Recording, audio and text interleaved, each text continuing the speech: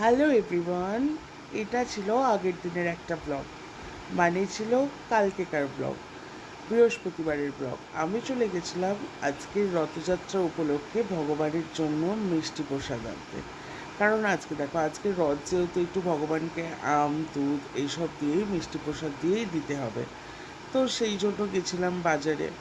তারপরে ভাবলাম যখন বাজারেই যাচ্ছি, এমনি তো আর কিছু হয় না, মানে ব্লগ ভিডিও সেরকম একটা করা যায় না, সারাদিন বাড়িতেই থাকি। আর সারাদিন বাড়িতে থেকে কী বা ভিডিওটা করে দেবো, ওই রান্না করছি, খাচ্ছি, ছেলে সামলাচ্ছি, মেয়ে সামলাচ্ছি। তারপরে ভাবলাম চলো রাস্তায় বেরিয়ে এই বৃষ্টির দিনে আমাদের চারিদিকের পরিবেশটা তোমাদের সাথে শেয়ার করি।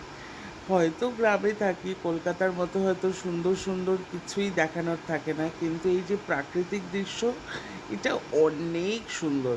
তারপরে ওই হেঁটে হেঁটে হেঁটে হেঁটে আমার বাড়ির রাস্তা থেকে, গ্রামের রাস্তা থেকে হেঁটে আমি মেন রোডে এলাম।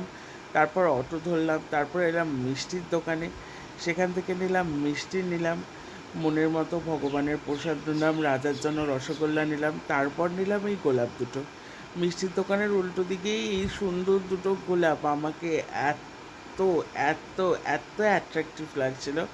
তারপরে আবার ভাবলাম না, এটাকে নিয়ে যেতেই হবে, তারপরে নিলাম, তারপরে আবার অটোতে উঠে পড়লাম। আর এই যে এই সুন্দর দৃশ্য, এটা কিন্তু কোনো নদী না, এটা জমি, বৃষ্টিতে এরকম হয়ে গেছে। আর তারপরে বাড়ি ফিরে চলে এলাম। টাটা।